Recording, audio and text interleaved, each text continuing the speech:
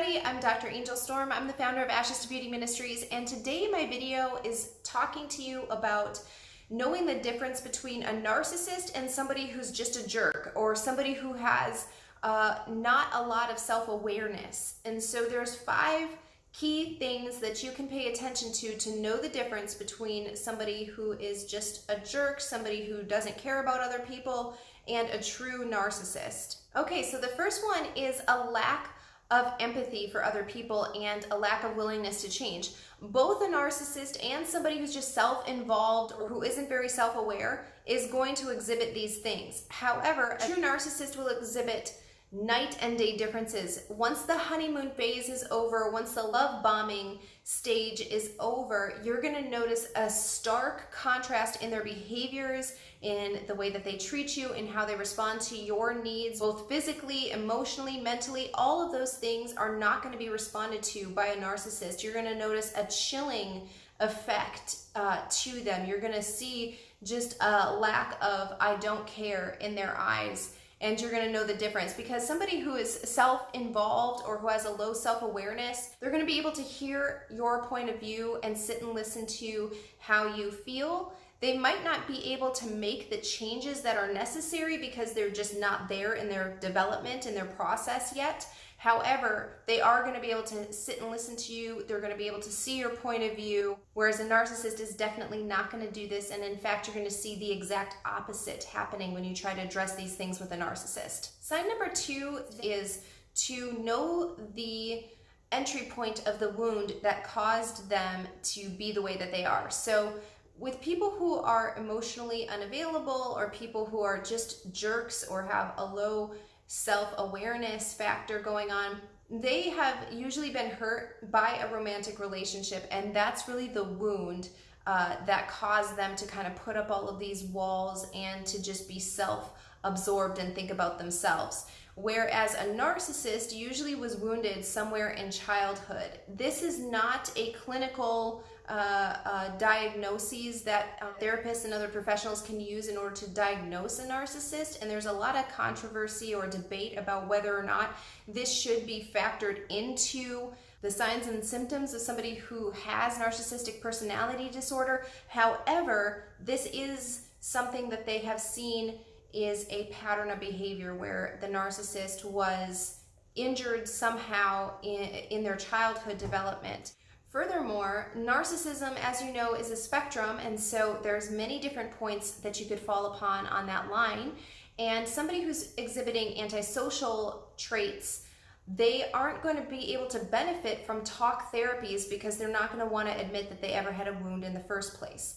And so again, if you are seeing patterns of behavior that say this person is a narcissist, and yet you can't quite pinpoint where it was because they're not even willing to admit that they were wounded somewhere in childhood, you're probably dealing with somebody who's higher on the end of narcissism, and they're probably somewhere around like a malignant narcissist or a sociopath. And so it's important to take these things into consideration as well. The third way to tell the difference is to observe their behavior about why they behave the way that they do, specifically around love triangles or harems. So emotionally unavailable people, as I said earlier, usually are the way that they are because of a past wound in a relationship, in a romantic relationship. And the reason that they have multiple people that they can't seem to commit to one person or the other is because they just are afraid of rejection. Whereas a narcissist, you're going to be able to tell that he does this because of the control that it gives him. He likes knowing that he can manipulate people, that he can pit people against one another, and that he's at the center of it. He is the controller of all of those things that are happening. And so pay attention to why it is they're doing what they're doing, what's behind their behavior. That's going to give you another sign as to whether or not you're dealing with a narcissist or somebody who's just that is self-aware and self-absorbed. The fourth thing to pay attention to is their level of sadism and malice towards other people. Whether or not that's towards you or somebody else, pay attention to that, because people who are so self-absorbed, they are selfish at the center of what's going on, and so they don't care if they can just use people here and there to get what they want. And again, that's not okay. I'm not agreeing with either of these things. I just want to help you understand the difference between the two. So somebody who's selfish is just going to be able to take what they want, but they move on. They're not stringing you along. They don't really boomerang back to you. They can leave you alone. There's not that sort of sadism involved. Whereas when you're dealing with a narcissist, they actually gain pleasure from seeing you put down. They gain pleasure from seeing you hurt and manipulated. They like the energy that it gives them, knowing that they had that effect on somebody else. And so they're going to continue to do it so that they get that reaction, so that therefore their energy levels get higher. Especially people who are, again, higher on the narcissism spectrum. You're dealing with malignant narcissists, you're dealing with antisocial personality disorder kind of traits. You're going to see this happening more and more. And they actually get energy even from just seeing a sad face, knowing that they created that sad face. And the final tip I want to give you today is recognizing the idealization, devaluation, and discard cycle that goes along with narcissism. This is a classic red flag that you are dealing with a narcissist. So when you're with an emotionally unavailable person, somebody who's just selfish, self-centered, they have no self-awareness or very low self-awareness, they don't have a very high EQ, you're going to notice that what they want from you is fairly apparent quickly. So this could be anything, whether it's sex or a job position or whatever the case may be. You're going to notice whatever it is that they want very quickly into the relationship.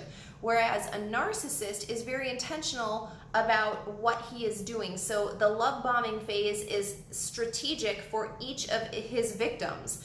That phase is going to last longer or shorter based on the victim that he's interacting with.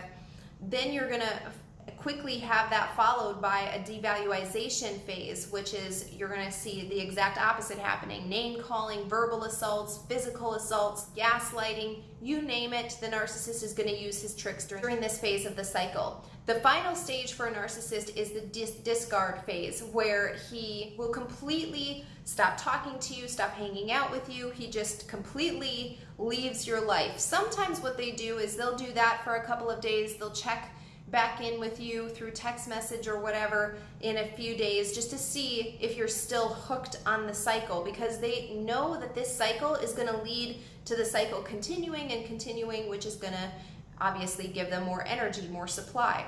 Also, usually a narcissist has this cycle going on with multiple sources, multiple supplies. And so you're not the only one. And so when one of the other supplies is at the discard phase, you'll find yourself at the idealization phase again with the narcissist.